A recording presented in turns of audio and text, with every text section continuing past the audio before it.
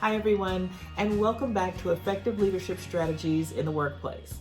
Today, we're going to talk about a topic that some of you may be very familiar with, others not so much. It's called the theory of multiple intelligences. So the theory of multiple intelligences was actually coined by a developmental psychologist named Howard Gardner. And Gardner believed that the classical concept or ideal of intelligence was too narrow and too restrictive. And what happens is you actually miss out on other intelligences that people may possess. So what does that mean?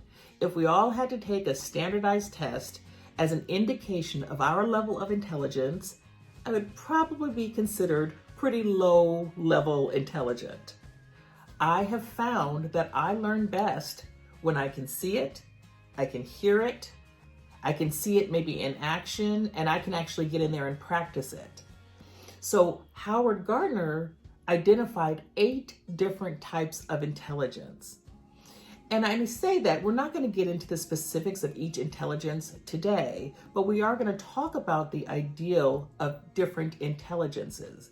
Because your team members need for you to have a growth mindset so that you can understand that everyone is not going to receive information the same way. They're not going to respond the same way if they're receiving information that doesn't necessarily fit into the model of that intelligence that they're strongest in. And so let's talk about that a little bit. If I'm a person that is more of a linguistic, I have more of a linguistic intelligence, I need to be able to read it, maybe talk about it a little bit, talk it through, think about it a little bit that way.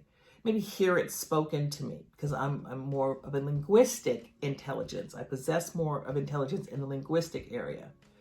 Or maybe I'm somebody that needs to shoot it back and forth between someone else. I need to ask questions. I need to receive feedback. I need to, process it that way through the interaction with someone else. Or maybe I'm somebody that needs to sit with the information for a little bit of time, think about it, process it so I can understand it individually in my own space. And then I can go ahead and implement that which you're asking me to do in an actual workspace.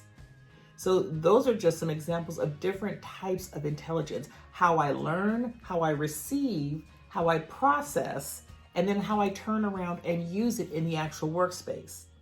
So as an effective leader, you need to make sure that you're honing in and tuning in to the intelligences that your employees possess.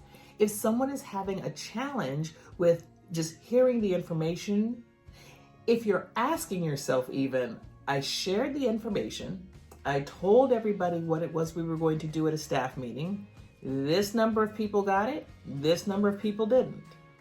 Or I put out my 5th memo about this particular topic. I see it implemented in some departments or in some workspaces and not implemented in others. That may just be your first indication that people are not receiving the information in the same way.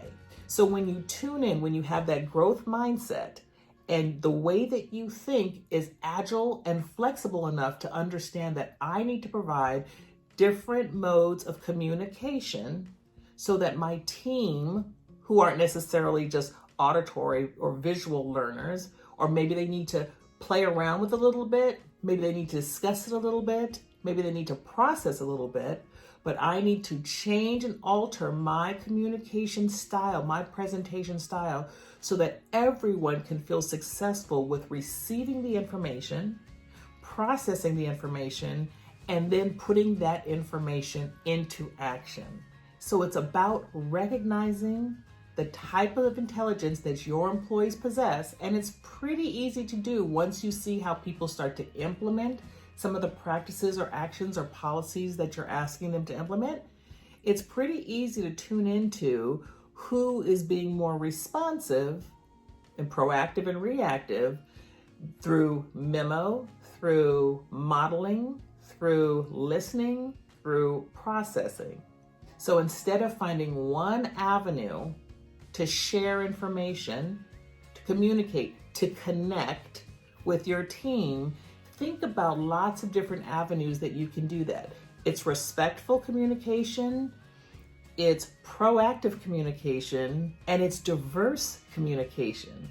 You are communicating in a way that meets the needs of your entire team. It doesn't take much longer to do than just kind of sending out a memo, but you will find that the rewards are much better. You are making an investment in that relationship and in that method of just establishing clear communication with your team. Clear communication, clear expectations result in clear, effective, successful implementation. So remember to think about multiple intelligence.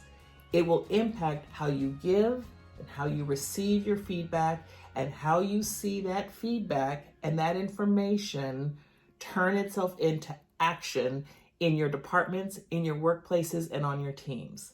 So thank you so much for joining me today as we talked about effective leadership strategies in relation to multiple intelligences. I hope you'll join me next week, and please don't forget to subscribe to this channel. Thanks so much.